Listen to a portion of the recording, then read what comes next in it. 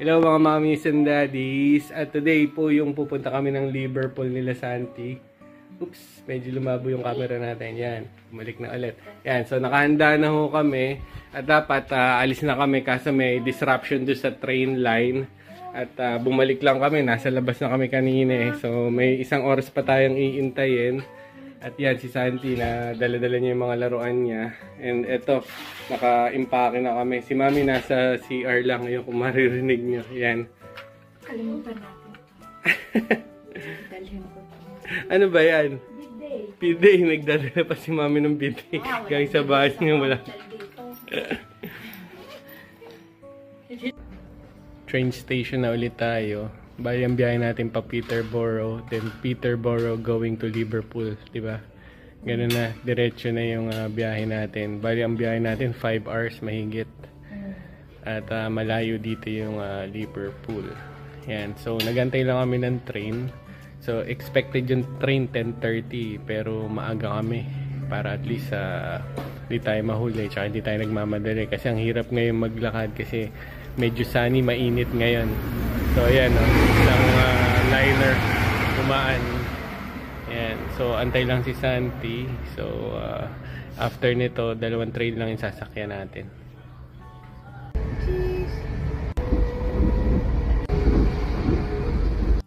Andito na tayo sa Peterborough from Huntingdon. Dito tayo sa platform 7. So walang katao-tao kasi Sunday yung lakad natin. At sila kasi usually nag-holiday sila Friday. Balik nila Monday kasi may pasok na ng Monday. Eh kami ni Mami, holiday kami ng 1 week pareho. So tiniming lang namin. Tsaka si Santi walang pasok to eh. School holidays ngayon. September pa yung pasok niya. Tapos nalipat na siya ng school sa special school na sa Priestley, ano yan? Priestley Wood na yung school niya. Hindi na siya sa Huntingdon Primary. Antay lang ulit tayo ng train. Yan, so baka gusto nyo doon may shade. Takot tayo sa init eh. Doon na lang. Let's go there, go to Mami. Sige, go. 3 hours na kami bumabiyahe. At si Sandy yan, inaantok na. Tapos ito yung view sa labas. Yan. Tapos may mga sheep. Parang mga burol din pala dito. Hindi na ko lang nakita. Ang ganda.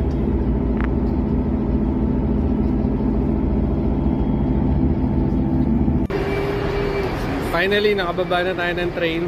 Ayan, ito yung train station dito sa Liverpool. Dami rin tao, parang London. Kasi big city din. Tapos ito, meron nakalagay dito si chance meeting daw ni Sir Ken Dodge and Desi Product. Ayan yung nila. Meron silang statue dito. At ito, hinahanap lang namin ni Mami yung way namin papunta dun sa hotel. How many minutes walk? 16 minutes. So ayan, si Santi patingin-tingin lang naman. Mababa din yung nilakad natin. Pero ito, nakarating na tayo dito sa hotel. So ito yung hotel na pagstay natin. Maldron Hotel. Ayan. So pasok tayo dito. Parang may bar sila dito. Pagkainan din, Mami restaurant. Dito na tayo. Let's go. Auntie, go inside.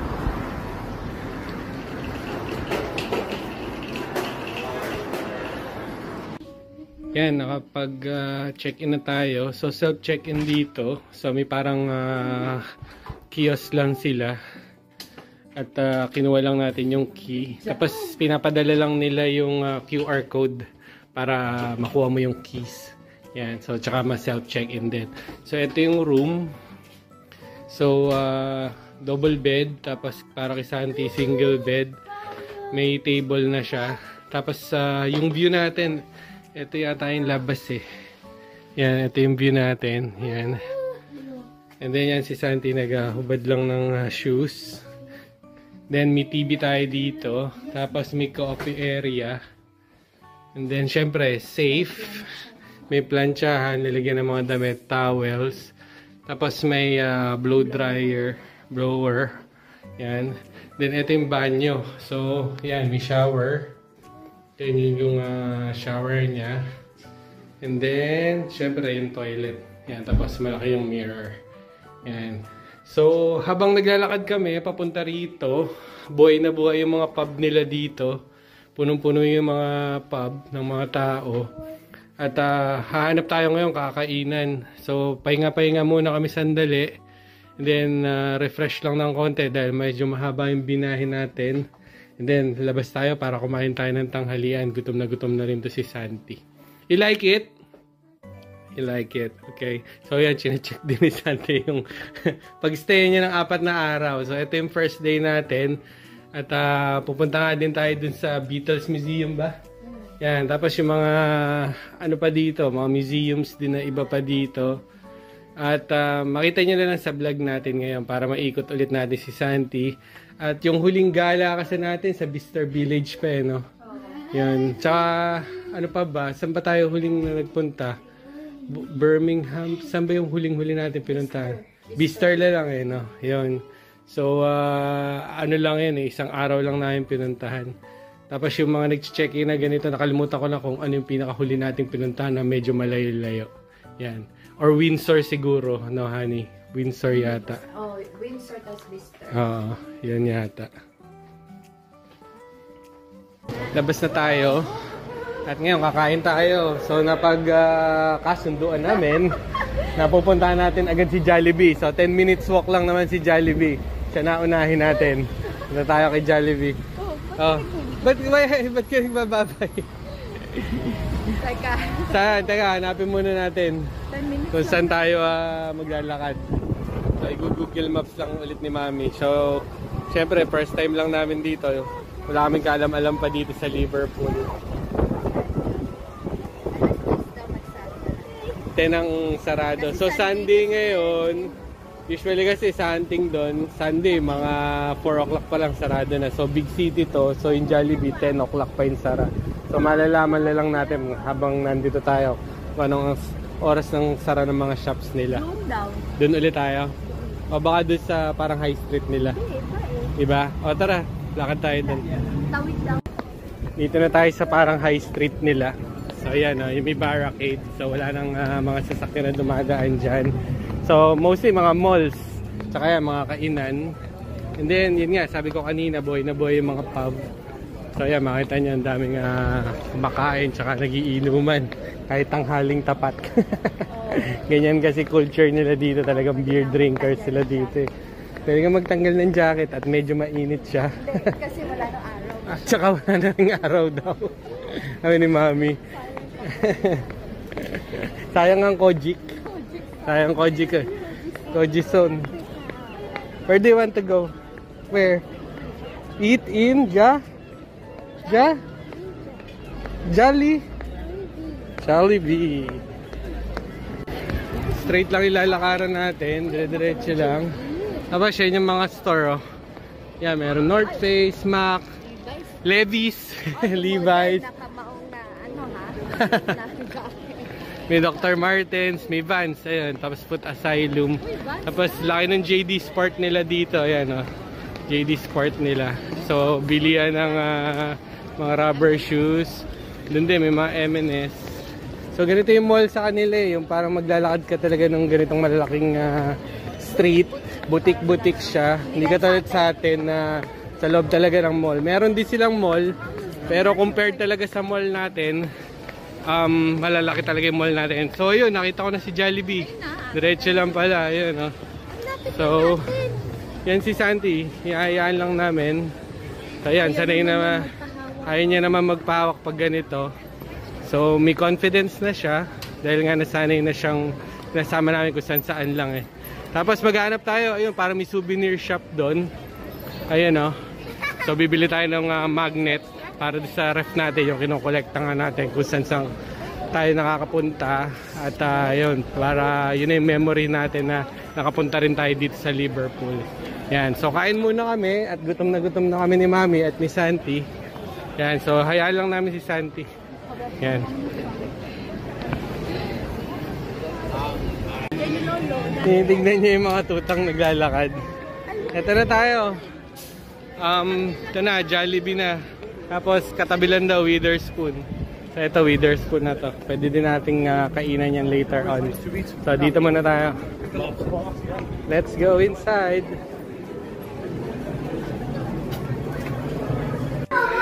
Sobrang gutom namin, nakalimutan na namin pakita yung kung ano yung in-order namin.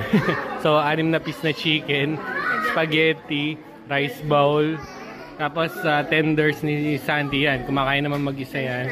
Tapos french fries niya, ubus na. Tapos ako ito, Jollibee Chicken Joy. So nag-extra lang kami ng rice at dadali namin ng hotel. Tsaka nag-extra lang ako ng paper plate ba kasi mamaya magutom ulit si Sandy mamayang gabi. At least hindi na kami lalabas. Meron pa siyang kakainin mamayang Jollibee. Ito, nasa souvenir shop kami. Bumili kami ng magnets. So ito yung maganda sana tong Penny Lane. Ayan o. Meron naman dito sa malaki, nakasulat naman Penny Lane dyan. So yun na lang. Tapos yun yung Beatles na naglakad sila sa Penny Lane. Yan. And then tapos ito Liverpool. So ikot-ikot pa kami. Tingnan namin yung shop nila. So we'll just look around to see some more souvenirs that we can buy. So yan.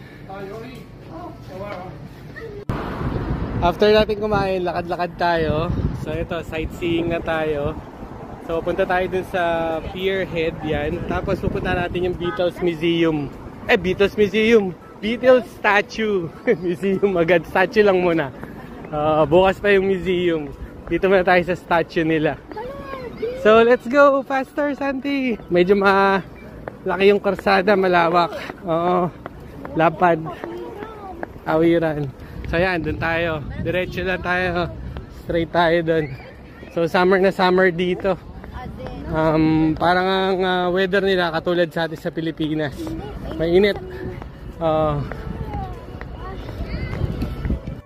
Nakatawid na tayo. Tapos tama-tama pala itong dinaanan natin habang hinahanap natin yung Beatles statue. So ito yung British Music Experience. So dyan pupunta tayo dyan bukas ng hapon. So naka-schedule tayong pumasok dyan. Yan.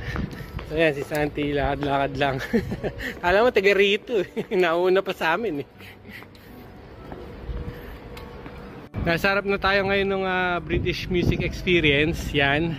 So lahat ng mga sumikat ng mga music na syempre British Invasion, kasama na dyan yung The Beatles. So dyan yung pinaka-museum nila. Yan. Pati Spice Girls. British ulit. Tapos ayun yung statue ng Beatles. Lapitan natin. At ang daming nagpapapicture. At kahit linggo. So ayun, gulo tayo dito. Ayan o. Makita tayo si Ed Sheeran. Ayan, yung parang billboard. Ayun din o, Spice Girls.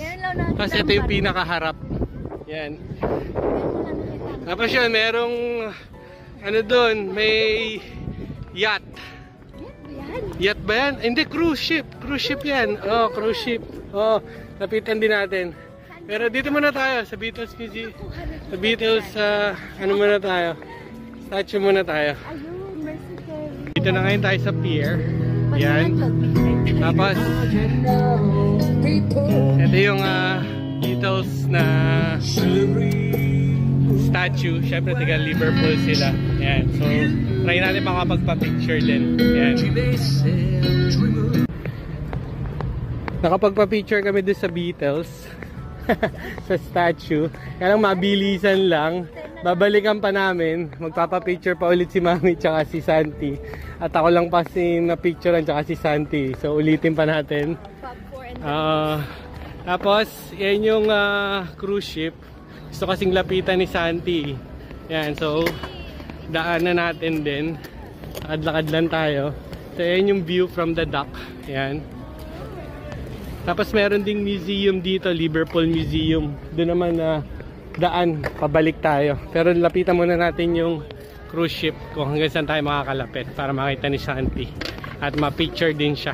Imagine mo mag-aalas 7. Ngayon, mag-aalas 7 na ng gabi. Ganito pa rin, taas pa rin ang araw. Usually hanggang ano pa to? Mga alas 9. Try ulit natin magpa-picture doon sa Beatles na statue. Tapos ito yung Fab 4 Cafe. Salado na kasi siya. Tapos doon may mga memorabilia din tsaka souvenirs for the Beatles. Ayan. So try ko picture naman yung dalawa. Ayan. Una na sa akin. Yan yung Museum of Liverpool naman. So hindi pa na-check ni Mami kung free entrance or may entrance fee dyan. So titignan na lang natin. So pwede nating i-add dyan sa ating itinerary. At balikan natin sila Paul, George, and Ringo. Ayan, the Beatles. Nakatagpa-picture na kami pero video natin. Ayan. Wala tayong tatlo. Kaya ang hirap eh. Mahirap mag-picture eh. Oh. Talagang ganun eh.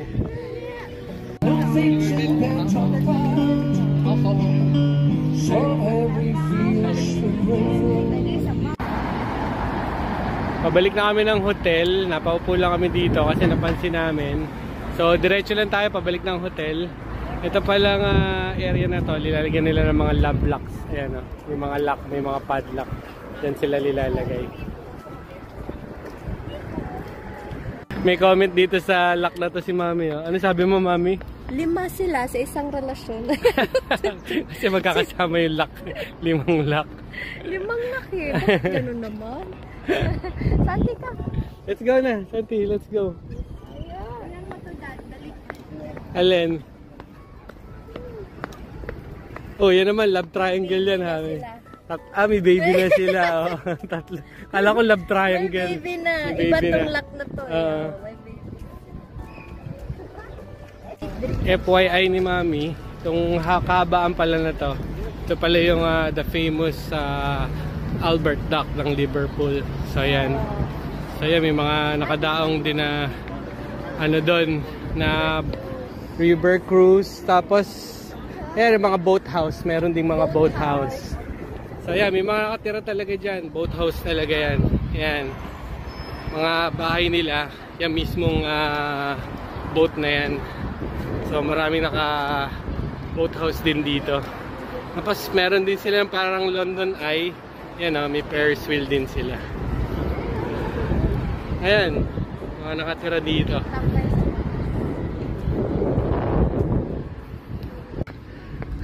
Kapagod maglakad, mainit eh. So, yan yung first day natin dito sa Liverpool. Andito na ulit tayo sa hotel. Yan. Nakakain na tayo. Siguro kami ang hapunan, dito na lang kami kakain. Yan. At maghapunan pa tayo. At kailangan natin kumain ng marami para hanggang bukas na yun. So yan, pasok na tayo sa hotel.